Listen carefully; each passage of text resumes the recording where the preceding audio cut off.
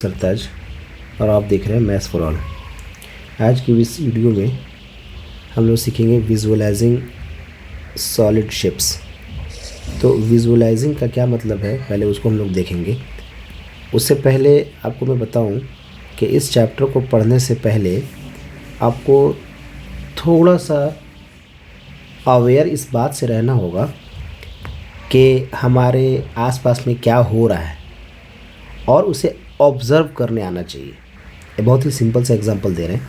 जैसे कोई इंसान ऐसे खड़ा है, ये कोई इंसान है और सूरज यहाँ पे है, तो इसकी परछाई किधर बनेगी?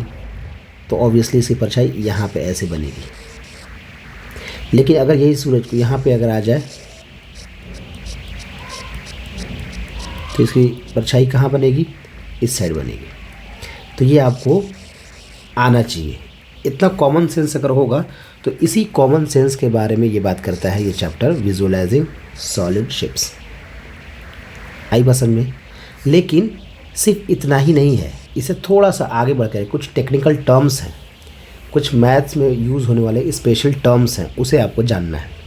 जैसे कि अगर एक 3D शेप मैं लूँ, 3D किसे कहते हैं मैंने ऑलरेडी बता रखा है क्लास में, फिर भी ऐसे समझ लीजिए 3 डायरेक्शन होते हैं। अगर इस पोजीशन से देखें तो 1 2 3, यहाँ से देखें तो यहाँ भी 3 होगा, 1 2 3, यहाँ से देखें तो 3 होगा, 1 2 3। इसीलिए इसको हम लोग कहते हैं 3D, मतलब कि 3 डायमेंशनल। कोई सही पॉइंट से देखो आप, यहाँ से देखो, यहाँ पे 3 डायरेक्शन आपको मिलेगा, 1 डायरेक्शन 2 डायरेक्शन 3 डायरेक्शन। यहाँ से आप देखते हो तो 1 2 3, कहीं से भी आप उठा लो, 1 2 3, यहाँ से देखेंगे 1 2 3। इसीलिए इस तरह के शेप्स को हम लोग क्या बोलते हैं? 3D, 3 dimensional. जबकि 2D कहते हैं, जैसे कि ये रेक्टेंगल है, यहाँ से देखेंगे 2 डायरेक्शन मिलेगा, 1 2, यहाँ से देखेंगे तो 1 2, यहाँ से देखेंगे तो 1 2, यहाँ से देखेंगे तो 1 2, इसलिए 2D है। तो ये हो गया 2D फिगर और ये हो गया 3D फिगर। तो 3D फिगर में बहुत तरह के फिगर हैं, जैसे कि मैं बारी बारी से बताऊंगा। एक फिगर ऐसा होता है,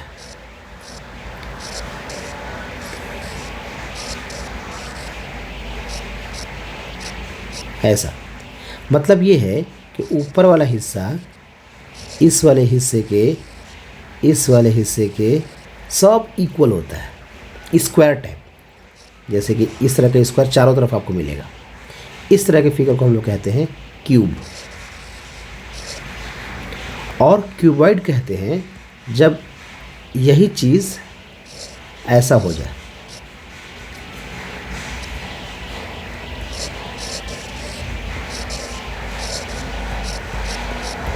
ये हो गया क्यूबॉइड।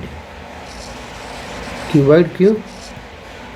क्योंकि इसका ये वाला फेस इस वाले फेस के इक्वल नहीं है। आप चेक करके देख लो, ये वाला फेस छोटा है जबकि ये फेस देखो कितना बड़ा है। ठीक है, तो ये इसे हम कहते हैं क्यूबॉइड।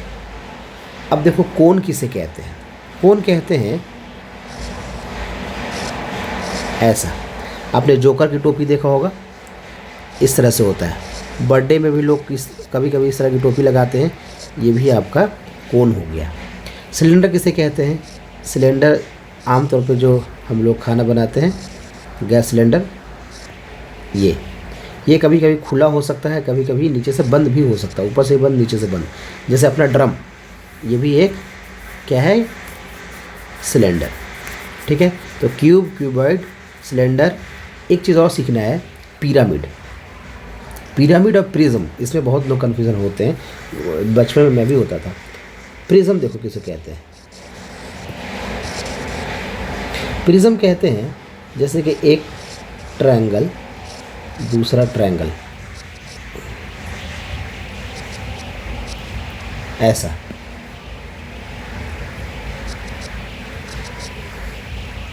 या फिर एक और दिखाता हूँ मैं आपको,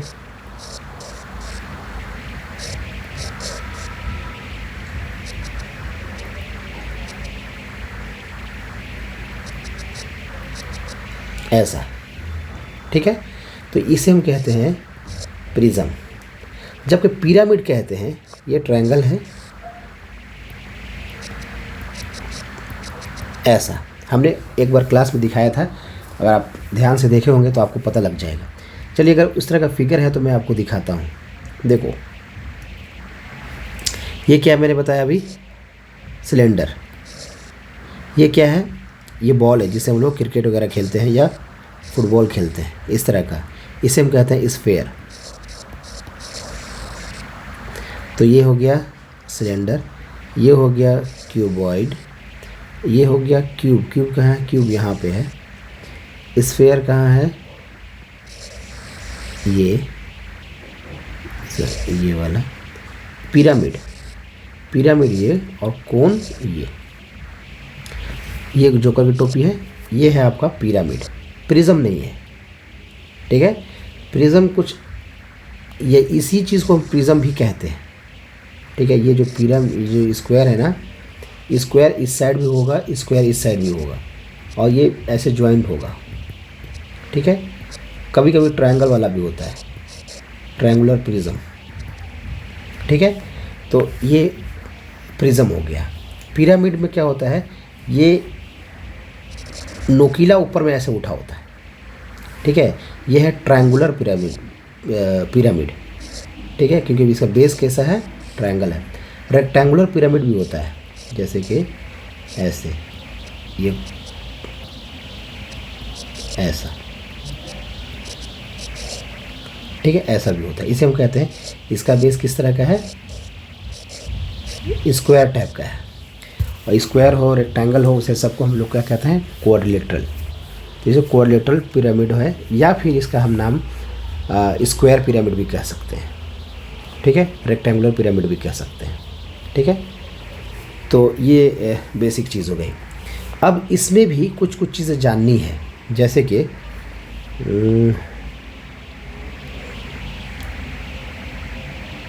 ये कैसे आ गया, अच्छा सॉरी,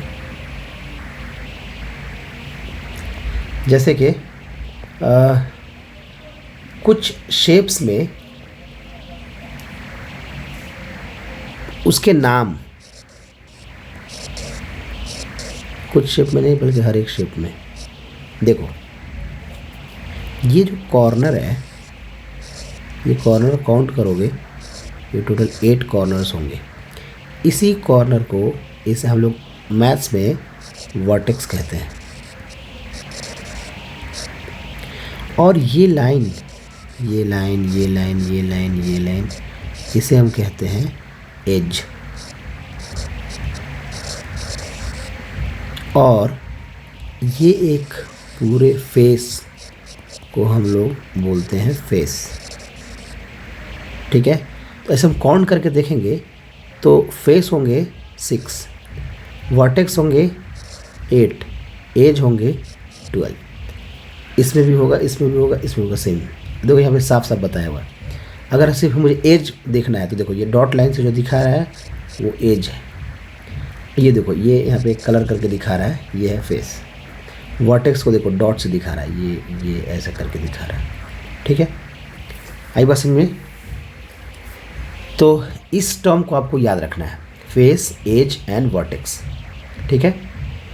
अब देखते हैं कि हर एक में कितना एज है, फेस कितना है और वर्टेक्स कितना है। जैसे कि 1-2 आपके लिए एग्जांपल में ऑलरेडी किया हुआ है, ये 2 आप खुद ही ट्राई करके देख लो। 1-2 मैं फिर भी बता दूंगा। देखो, फेस कहेंगे ये वाले को, 1, तो इसके ऊपर में, इसके जस्ट अपोजिट में होगा उधर जो कि दिख नहीं रहा है, 2, 3, जिसके जस्ट नीचे होगा जो दिख नहीं रहा है, 1, 2, 3, 4, और ये हो गया 5, और इसके अपोजिट में होगा जो कि दिख नहीं रहा है, तो 6। तो फेस हो गया 6। एज अभी हमने ऑलरेडी काउंट किया है, 1, 2, 3, 4, 5, 6, 7, 8। ये 8, 9 तो दिख रहे हैं, बाकी नहीं दिख रहे हैं। जैसे एक ऐसे होगा, ये मुझे नहीं दिख रहा है, ठीक है। तो 9 इधर और 3 उधर, यानी टोटल 12।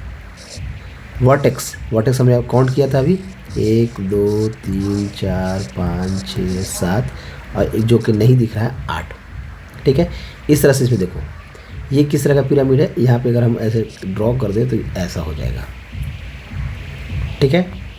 तो इसमें फेस कितने हैं, तो 1 2, एक इधर से होगा 3, एक उधर से होगा 4 और नीचे में एक होगा 5, ठीक है। और अगर ये ट्रायंगुलर होगा, ये यहाँ पे क्लियर नहीं है कि ट्रायंगुलर है या रेक्टेंगुलर है, तो यहाँ पे फेस 4 लिखा हुआ है, इसका मतलब ये ट्रायंगुलर है, मतलब नीचे में एक ट्रायंगल होगा और ऐसे होगा, ठीक है।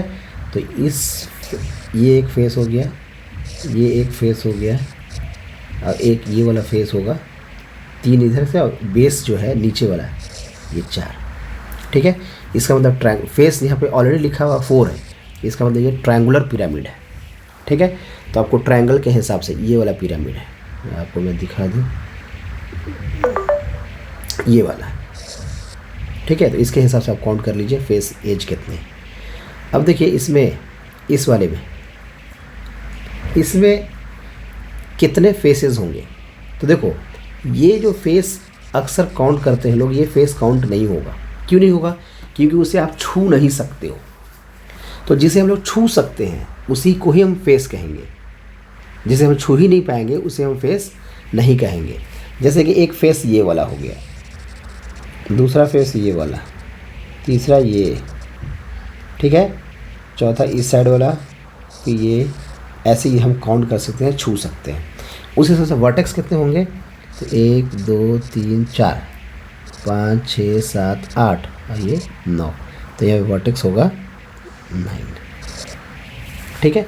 तो इस तरह से आपको काउंट कर, यहाँ पे देखो ये भी वर्टेक्स काउंट होगा, यहाँ से भी 3 डायरेक्शन है ना, 1 2 3, तो वर्टेक्स 1 2 3 4 5 6 और जो कि नहीं दिख रहा है यहाँ पे 7 8 9 10, तो ये वर्टेक्स कितना होगा 10, ठीक है। बाकी आप इसे काउंट कर लेना, ठीक है। अब हम लोग एक इसमें कोई भी फिगर को, 3D फिगर को हम ओपन करेंगे तो ओपन करने के बाद वो बन जाएगा 2D।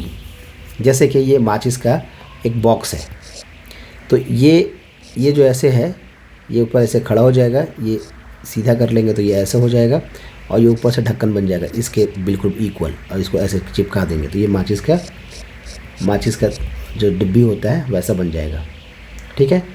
और इसे ओपन करेंगे पहली बार तो ऐसा, फिर इसके बाद और ये सब को ओपन कर देंगे तो ये ऐसा बन जाएगा। तो ये इसे कहते हैं विजुअलाइज करना।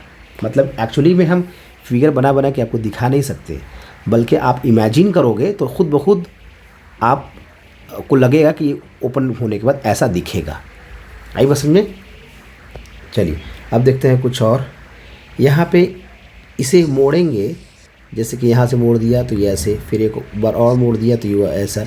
इसको मोड़ेंगे तो क्या है, क्यूब बनेगा क्या, तो क्यूब किस में बनेगा ये आपको पता करना है। तो इसे दिमाग पे जोर डालो और सोचो, ठीक है। ऐसे मैं बता दूं कि आंसर शायद से ये होगा, लेकिन आपको सोचना है, ठीक है। इस तरह से इसमें